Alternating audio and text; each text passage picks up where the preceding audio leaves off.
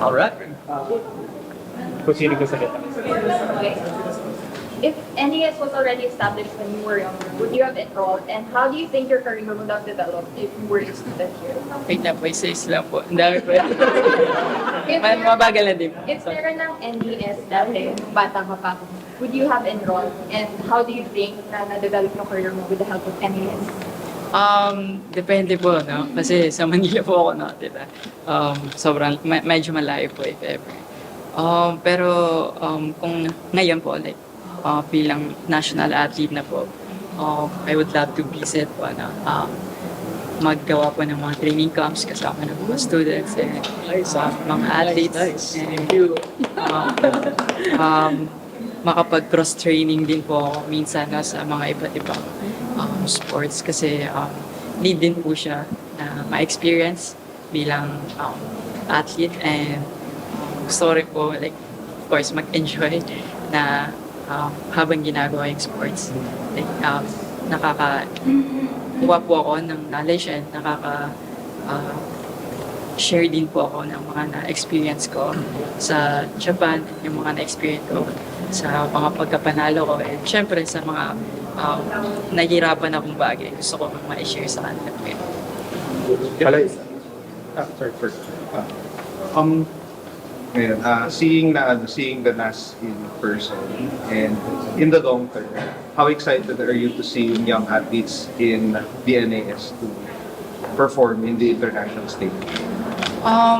Super excited din po pagkapunta dito kasi hindi ko po siya like nakikita in person and syempre hindi ko rin po siya naririnig before and super happy na may NAS po na tinayo po yung ganito para sa mga nangangarap din. Kagaya ko, nangangarap din na sali sa international level and of course like nag-hope po and praying po na marami pong mga estudyante na galing dito and mga atleta na makakompete po and makita nila yung international level. With Carlos success being crucial din na nakalabas po siya overseas for training and for competitions. For the DepEd po, how much of the budget would be allocated if the need arises for training camps overseas?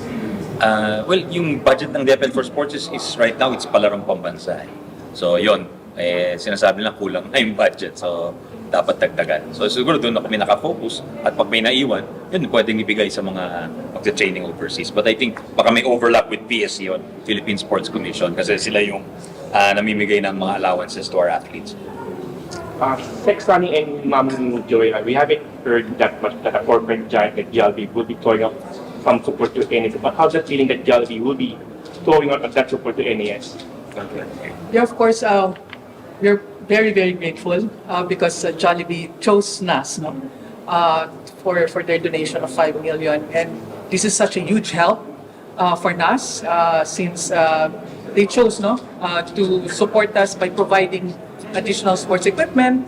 You know, this will really transform the competitive training experience of our students. So I'm really very, very grateful that they chose NAS since our students are the future Olympians, and of course here with Carlo with us, being an inspiration to our students. Kami nagpapasalamat kami sa Jollibee dahil siya yung first corporate private sector donor. So, di namin makakalimutan ito at hopefully it will jumpstart a lot of help from the private sector in the same way na maraming tumutulong sa edukasyon from the private sector. Sana ganun din at makarami yung mga sports, mas marami yung mga atletang masusuportan, mas maraming programa ng NAS.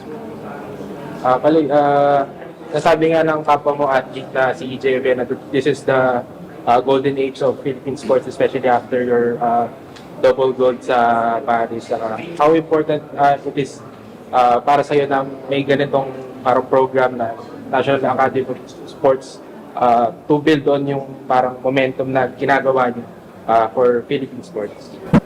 Yun po, ako rin po ay hindi po kasi yung pinapangarap ko na makilala yung gymnastics po. Or kahit di po gymnastics, pumasok po yung mga kabataan ko sa sports talaga. And syempre, laro sila internationally po talaga. And with the help of partnership with Jollibee and NAS po, like, may start na po siya talaga na kulayan talaga po. Kaya sobrang happy po talaga ako na may ganito pong may experience yung mga bata. And syempre, willing po ako na talagang mag-share ng knowledge ko po sa mga past experience ko and i-share sa kanila yung winning moment ko. So sorry, we only have time for 2 quick questions. Yes. Hi, Carlos. Yeah. First, Sana, what pushed you to partner with NES and create inspiration for this project? Yeah, so honestly, we were greatly impressed and inspired by the Philippine team's performance in the Paris Olympics. And we were thinking, what better way to honor the Olympians than to actually empower and really build the next generation of world-class Filipino athletes. And it so happens that that is also the vision of the National Academy of Sports.